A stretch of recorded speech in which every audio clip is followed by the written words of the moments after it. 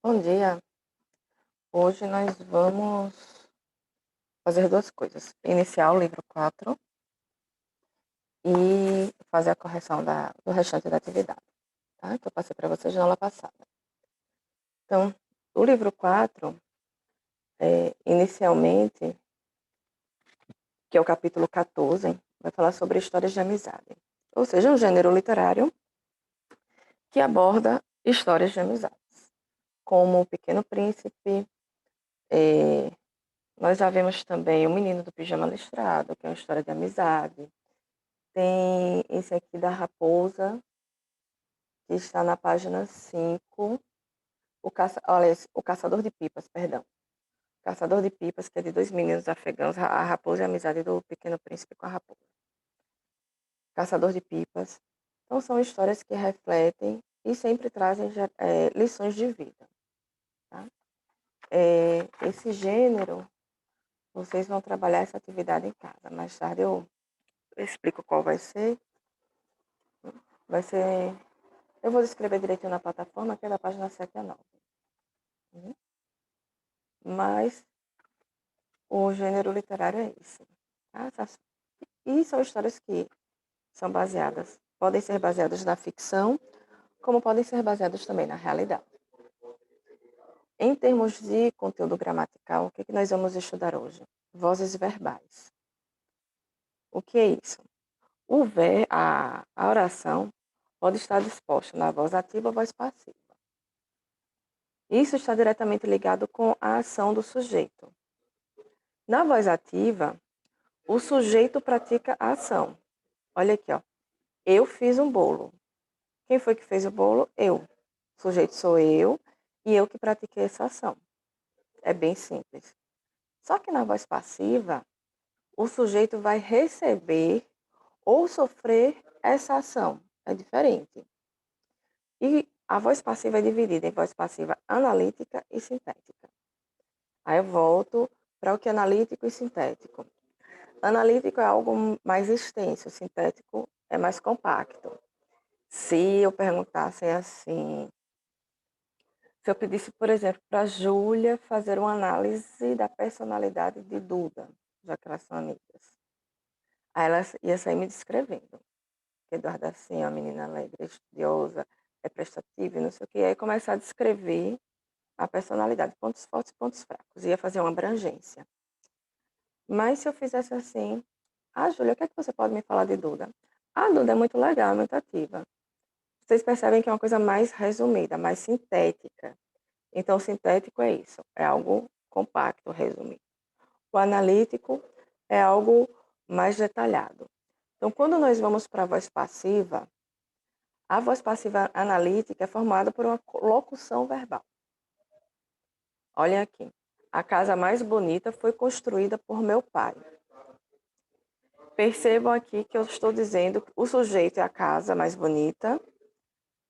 O verbo aqui, essa locução, foi construída. Só que a ação de construir não foi feita pela casa, mas sim foi feita por quem? Por meu pai. Então, o que é que nós podemos destacar aqui? O sujeito não está praticando a ação. Ele sofreu a ação. É diferente daqui, ó. O sujeito praticou. Aqui o sujeito está sofrendo a ação. Por isso que é chamado de sujeito paciente, porque ele sofre a ação do verbo. Já quem pratica a ação é chamado de agente da passiva, porque o agente é aquele que está ali na ativa, né, fazendo, realizando algo. Então ele é o agente, ele foi quem agiu, quem fez a ação. Tá? Então, locução verbal, sujeito que sofre a ação, a casa mais bonita foi construída por meu pai, o agente da passiva. Se eu fosse colocar isso aqui na voz ativa, quem é que está praticando a ação? Meu pai.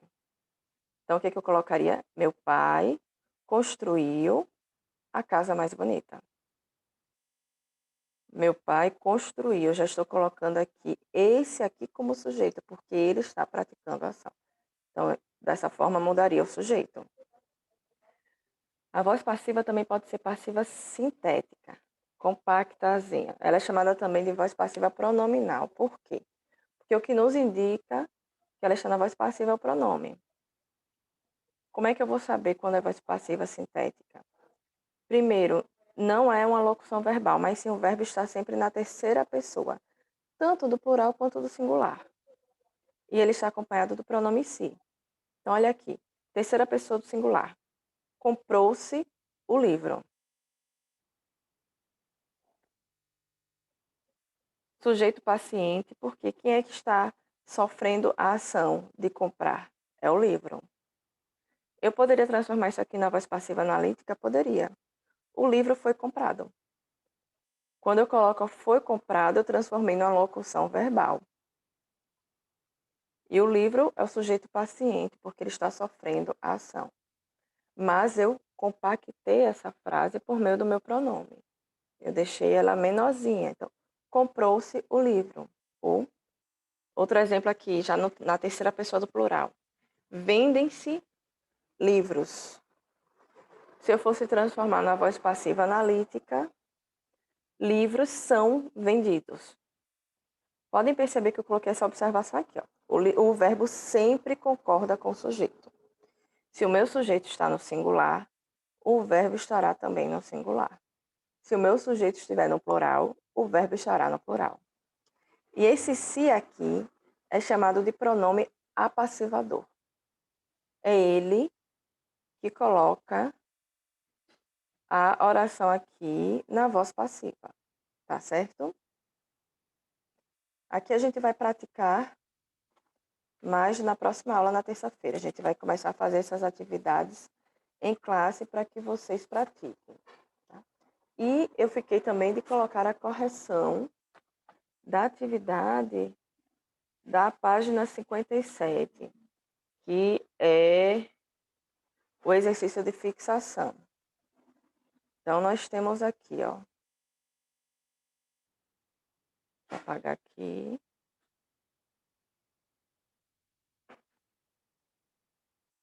Nós temos aqui, primeira questão. Essa primeira questão é bem mais tranquila para vocês também, bem mais fácil. Cada letrinha é para colocar se é mesóclise, próclise ou ênclise. Então, vai ficar assim.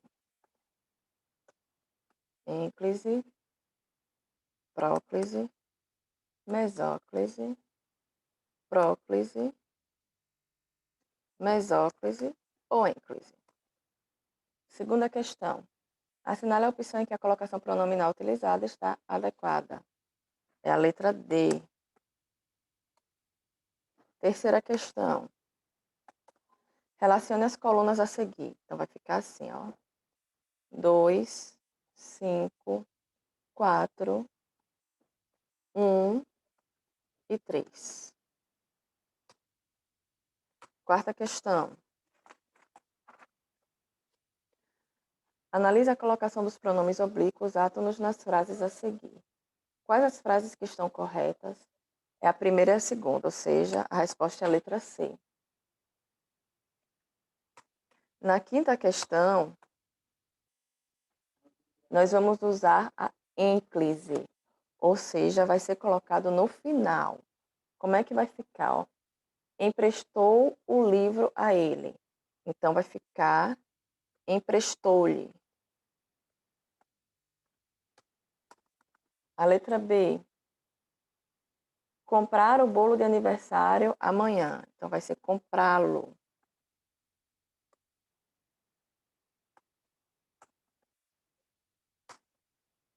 Letra C.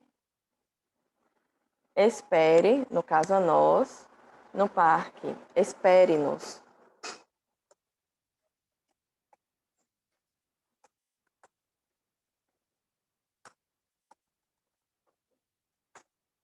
E a última, Carlos telefonou avisando a mim, ou seja, avisando-me.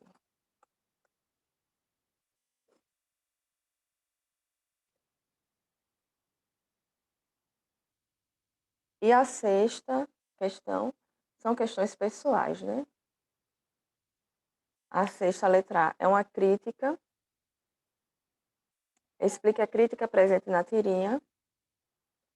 O que é que a gente pode perceber? Os pássaros voam juntos, mas os seres humanos não conseguem fazer isso. Se unir em prol de algo benéfico. E a letra B, considerando o contexto do uso, como se pode justificar as duas ocorrências de próclise no primeiro quadrinho. Está reproduzindo o que a gente fala no dia a dia. No dia a dia a gente fala assim. Então, eles colocaram a próclise porque é a linguagem falada no nosso dia a dia. Tá certo? E assim nós encerramos o livro 3 e finalizamos a aula de hoje. Se vocês tiverem alguma dúvida a respeito do assunto, podem falar comigo no zap, tá bom? Beijos e bom fim de semana para vocês.